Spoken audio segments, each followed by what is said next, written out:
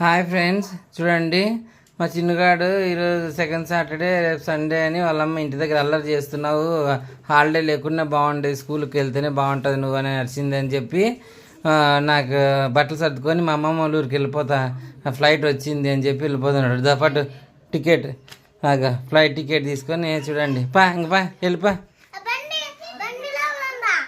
ఇచ్చి పెడతా కిందికి ఫస్ట్ నువ్వు రా, కిందికి వస్తే కదా నువ్వు రా. చెప్పు మీ అమ్మకు చెల్లికి బాయ్ చెప్పు. బాయ్ లచ్చనాకు బాయ్ చెప్పు. ఫ్లైట్ వచ్చింది తొందరగా. టికెట్ తీసుకున్నావా? ఫ్లైట్ వచ్చింది. ఆంటీకి చెప్పు బాయ్ చెప్పు. ఆంటీకి